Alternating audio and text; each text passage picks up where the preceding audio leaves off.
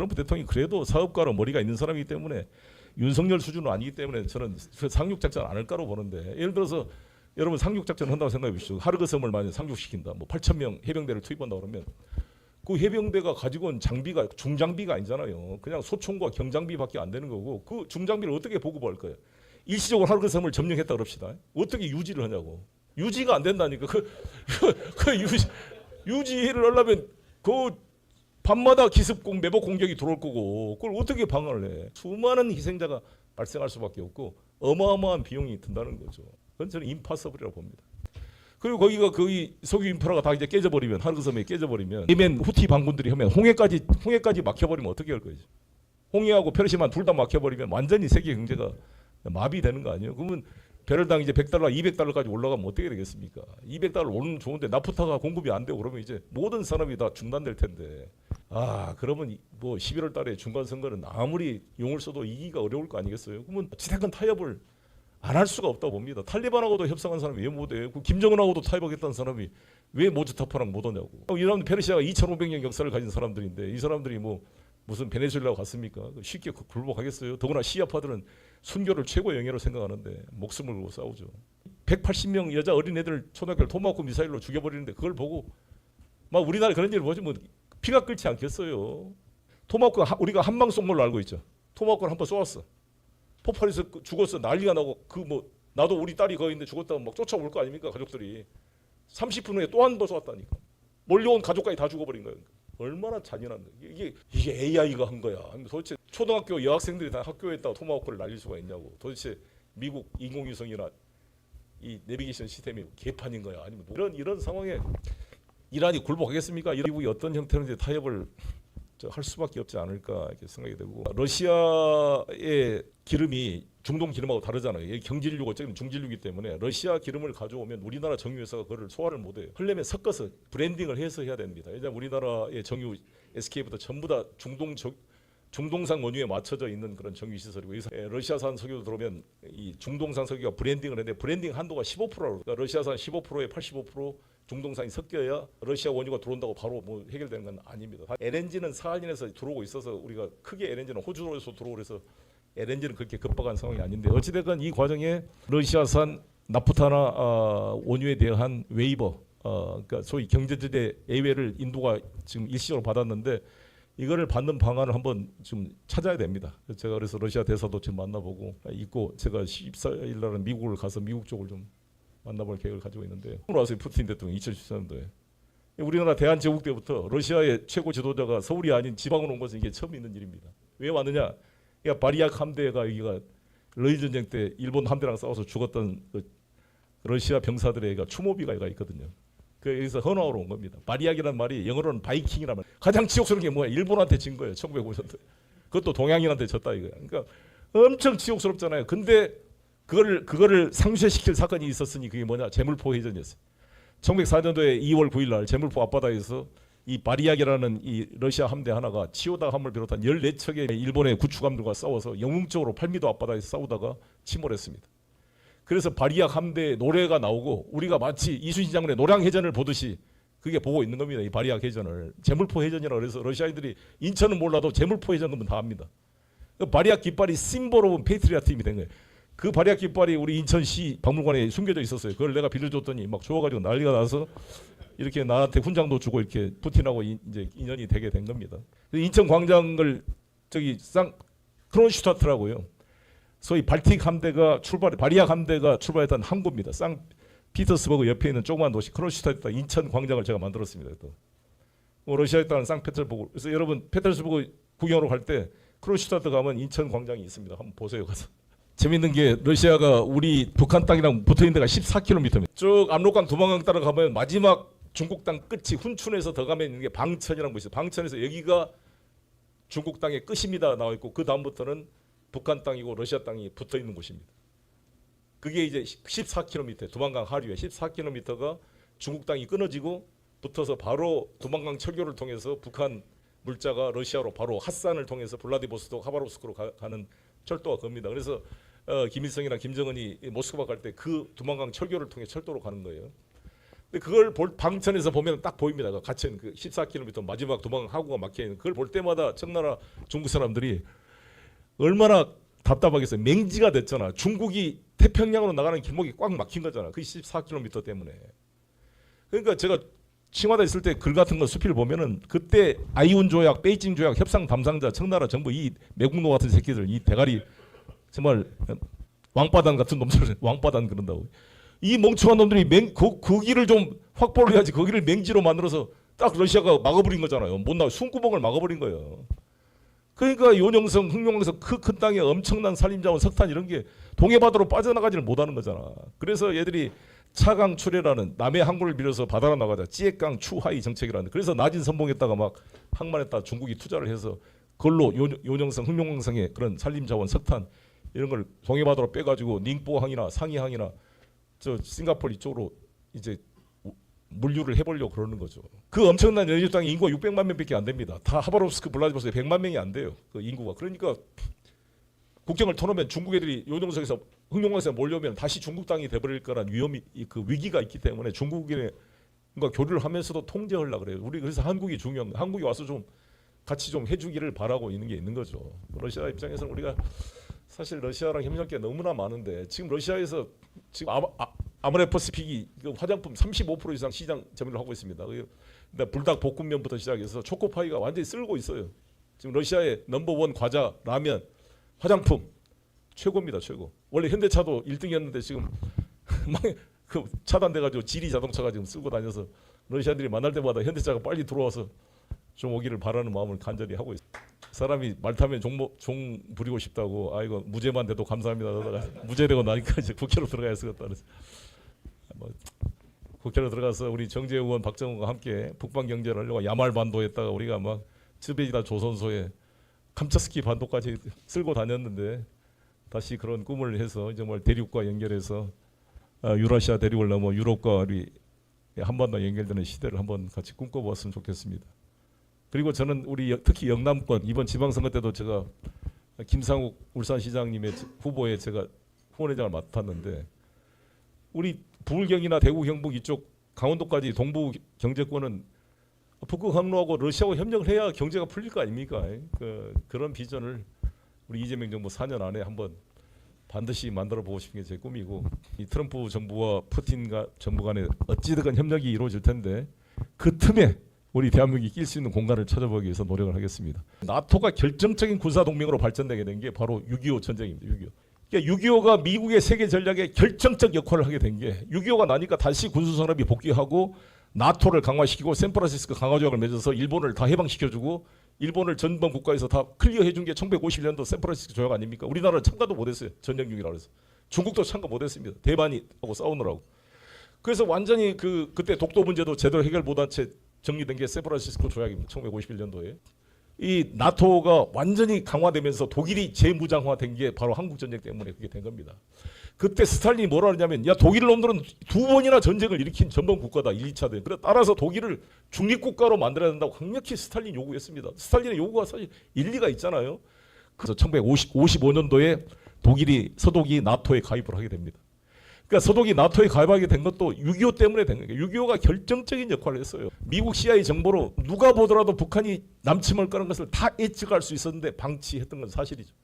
1945년도에 미군이 다 철수를 해버렸고 1950년 초에 에치슨 국무장관이 에치슨 라인에 아예 이 방위선에서 대한민국이 제외된다고 이렇게 선언을 함으로써 북한이 침략해도 좋다는 뭔가 오해를 할 수 있도록 그린라이트를 켜줬다고 평가를 합니다. 이 6.25 전쟁이 요시다 시게루는 그냥 하늘이 일본을 도왔다고 할 정도로 일본이 망했던 경제가 결정적으로 부활한 계기가 됐고 미국도 군수산업이 되면서 세계 냉전 질서를 구축하고 나토를 군사동맹으로 만드는데 결정적 계기가 한국전쟁이 됐고 중국은 이 항미 원조를 해가지고 자기들의 군대를 현대화시키고 모태통의 권력을 확고하게 만드는 계기가 됐고 소련은 이 미군을 여기다 잡아두면서 그 시간을 벌어서 동부의 체코, 헝가리, 폴란드에 공산주의 위성 국가를 만드는데 결정적 기회로 활용을 했기 때문에 우리만 죽어나갔고 4대 강국은 다 돈을 벌었습니다.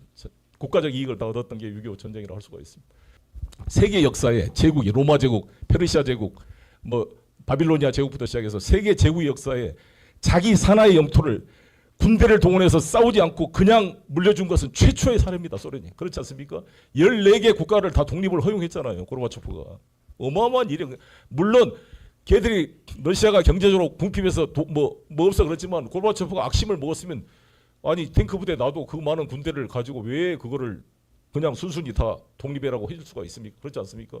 폴란드, 체코, 헝가리 전부 아니 이런 동구 유럽 국가의 독립이야 불가피하다 그러지만은 러시아 연방 안에 있는 나라들이 다 독립을 했잖아요. 벨라루스부터 시작해서 우크라이나부터 이런 다 이 체코, 폴란드하고 또 다른 국가들 아닙니까? 더 내부화되어 있는 국가들 14개 CIS 독립국가연합이 만들 정도로 다 카자흐스탄부터 스탄짜리 5개 들어가는 나라부터 시작해서 그게 다 독립을 허용을 해줘보는 거죠. 그래서 지금도 푸틴이나 이쪽 지지자는 이 고르바초프를 민족의 반역자, 배신자라고 그러는 거고 내가 중국에 있어 보니까 중국 칭화대 학자들이 이 멍청한 고르바초프의 전체를 밟아서는 절대 안 된다는 게 중국 학자들의 이 반면 교사입니다. 그래서 왜 대만을 만약에 포기하게 되면 신장 위구르가 분리 독립하게 되면 중국은 완전히 무너진다라는 강력한 강박관념이 있고 상기하자 고르바초프 이게 중국 학자들의 그 슬로건이야. 확실하게 중화인민공화국 불가분의 영토 대만을 포기할 수 없다. 뭐 이게 중국의 슬로건입니다. 슬로건. 여러분 동독에 소련 군대가 38만 명이 주둔하고 있었습니다. 독일 입장에서는 통일을 하면 소련군이 철수해줘야 될 거 아니에요. 이 철수를 어떻게 할지 엄청 고민합니다. 생각보다 너무 고르바초프가 요구를 못한 거지. 고르바초프가 요구할 수 있는 건 뭐였냐면은 서독과 동독을 통일을 허용하되 중립국가로 만들자. 나토를 탈퇴해서 중립국 가장 센 요구가 이거를 요구할 때 어떻게 대응할지 막 고민합니다. 미국, 독일이. 근데 그 요구도 제대로 안 했지. 아니 또 하면은 동독은 그러면 동독 쪽에는 나토군이 들어오지 못하게 한다는 뭘 한다든지 아니면 좋아 그럼 동독까지 다 나토로 다 들어간 거 허용해. 대신 체코, 폴란드, 헝가리 동부 쪽으로 나토 확대를 하지 말아라라는 것을 구두 약속을 했다고 돼 있어요. 베이커가. 근데 지금 약속이 아니다 뭐 조약문이 없다 그러고 있면서 공산당이 무너져 버린 거잖아요. 공산당 쿠데타 이런 거 엘친이 이긴 거잖아요. 엘친이 탱크에 올라가서 그래서 엘친을 미국이 엄청 도와줬습니다. 엘친이 그래서 1991년도 소련 망한 뒤로 92년도부터인가 대통령 돼가지고 2000년 푸틴한테 넘길 때까지 엘친이 이제 그 러시아 연방공화국을 했잖아요. 그때 미국이 엄청 도와줬죠. 그러면 그때 러시아에 스탈린도 초기에 그랬지만 나토에 가입하고 싶다 그랬어요. 나토를 가입해 주라. 왜 러시아를 배제하는 나토를 만들냐? 왜 미국 애들이 러시아를 배제하고 러시아를 잠재적인 적으로 만드는 나토를 강화시키냐는 거죠.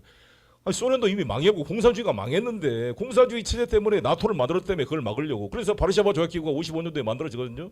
근데 91년도에 바르샤바 조약기구는 바로 해체가 됩니다. 그런데 왜 나토는 더 확대 강화를 시키냐고. 그럼 러시아의 안보가 위협된 거냐. 그러니까 왜 지금까지 모든 이 유럽이나 서구 사람들은 러시아의 안보 위협에 대한 배려를 하나도 안 한 채 자기들은 식민지 침략하고 인도 침략하고 다 아프리카 전부 식민지로 만들었던 서구 유럽 벨기에 콩고를 다 지배하면서 콩고의 그 고무나무에서 제대로 채취 않으면 다 손목을 잘라 죽일 정도로 이 참혹한 식민지 학대를 했던 벨기에, 독일, 프랑스, 영국 애들은 주구들이 한 것은 괜찮고 러시아가 조금 뭘 내려오면 야 러시아의 붉은 곰이 막 영토를 확장하려고 그런다. 난리가 나서 소위 말하는 그레이트 게임이라는 게 만들어진 거잖아요.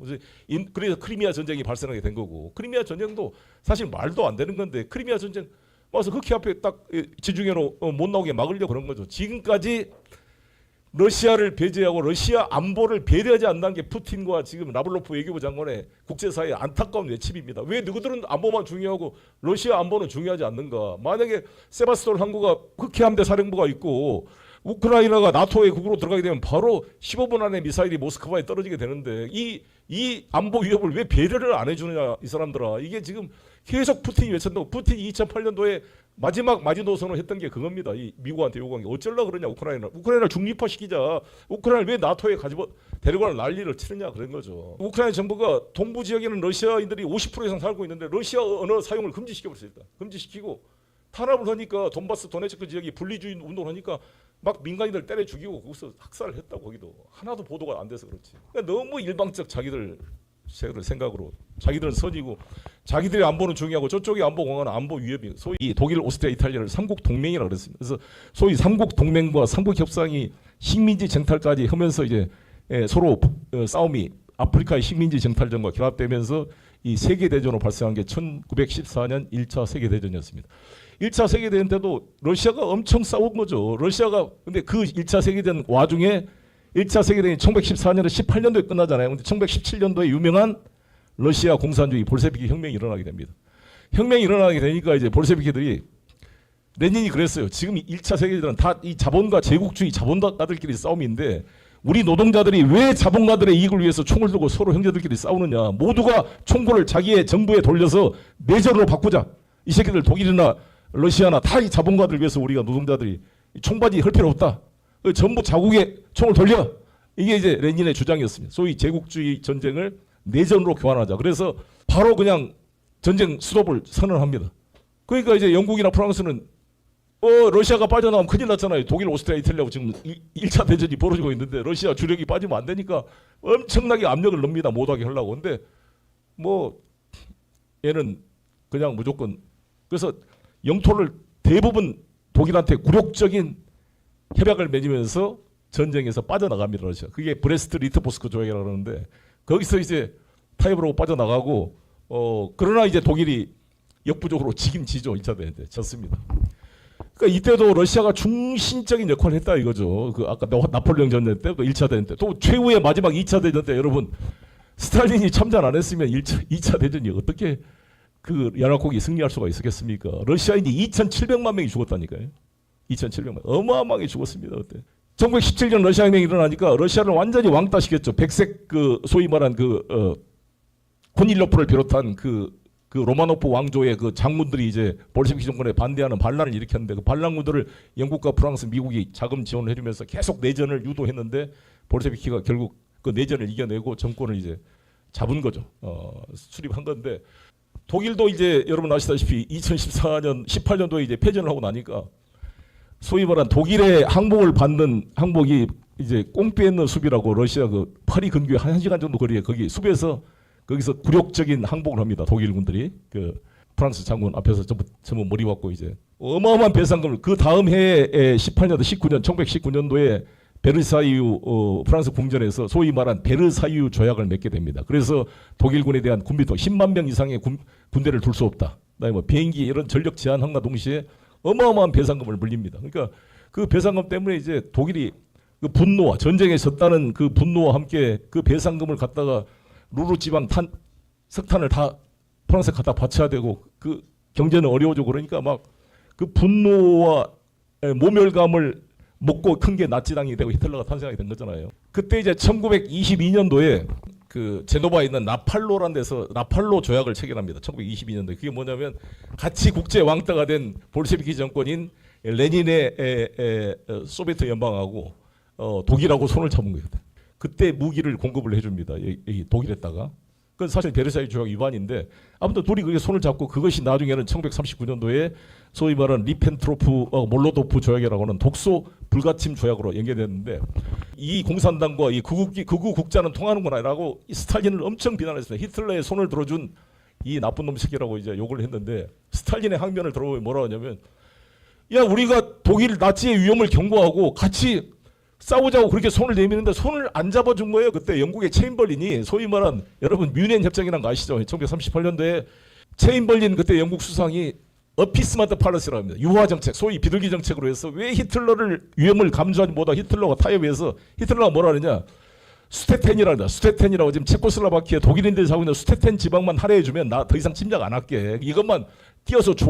지금 마치 푸틴이 지금 돈바스 도네츠크 헤르손 지역 그 20% 동부 지역에 돈바스 지역만 띄워주면 나 더 이상 안 먹을게. 이렇게 이제 비유를 많이 합니다. 그때 근데 그것만 띄워주면 안 할게라고 하는데 그 말에 속아 넘어가서 사인을 해주고 그 체코 총리는 방에 들어오지도 못했습니다. 그 무솔리니하고 프랑스 수상 이 체인벌린하고 히틀러가 앉아가지고 4명이 앉아서 사인해서 소위 스테텐 체코슬로바키아의 그 지방을 독일한테 할양한다는 조약을 체결합니다. 근데 그 체코 총리는 방에 들어오지도 못하고 객실에서 조마조마 기다리고 있는데 비참한 자기 조국의 운명을 근데 잘라서 띄워줬어요. 근데 띄워주는커녕 그거 먹다가 나중에 체코를 다 침략해 다 먹어버렸죠. 그래서 그때 체인벌린이 돌아가지고 막 영웅이 됐습니다. 전쟁을 막았다고 그랬는데 근데 그래서 이제 체인벌린 이야기를 많이 하고 비유를 하는데 사실 체인벌린은 뼛속 깊은 반공주의자이기 때문에 히틀러에 대한 적개심보다도 스탈린과 이 볼셰비키에 대한 적개심이 훨씬 큰 사람이었어요. 따라서 히틀러와 스탈린이 싸워주기를 바랬고 히틀러가 좀 스탈린을 때려 부셔줬으면 하는 마음이 컸기 때문에 말로만 입으로만 스탈린한테 우리가 연합해서 이 나치를 막아야 된다고 말을 했지만 실제로는 전혀 성의를 보이지 않았기 때문에 스탈린 입장에서는 이 부르주아 국가 이 새끼들이 나를 지금 장난치는 거 나를 가지고 노는구나. 나하고 같이 히틀러 싸우자고 말만 해놓고 어영부영 호긴 동안에 저들끼리 손잡아 버려서 나를 그랬잖아. 히틀러한테 야 네가 스탈린 침략해 좀 우리가 뒤에 봐줄게. 이렇게 야벌기 아닌가라는 공포에 빠진 거죠 스탈린은. 그럴 바에야 내가 먼저 손잡으려겠다. 그것이 바로 1939년도에 아까 말한 그 독소 불가침 조약을 체결하게 된 겁니다. 노르망디 상륙 작전이 1944년도에 발생하는데 스탈린이 루즈벨트한테 엄청나게 화를 냅니다. 지금 소련 기갑부대 놈들한테 히틀러 기갑부대와 맞서 싸우면서 우리 국민들 2,700만이 죽고 모스크바 궁극까지 히틀러 기갑부대가 들어왔는데 왜 서부 전선을 안 열어주냐 이 나쁜 놈들아 미국 놈들아 빨리 상륙 작전 해가지고 거기 프랑스에 상륙을 해줘야 이 병력이 분산될 거 아닙니까? 여기가 서부 전선이 없으니까 그냥 동부 전선에 집중해가지고 지금 하루에도 이 소련 군대가 수만 명이 죽어 나가는데 빨리 좀 해주라니까 안 해주고 일부러 안 해줬다고 생각해요 스탈린은. 근데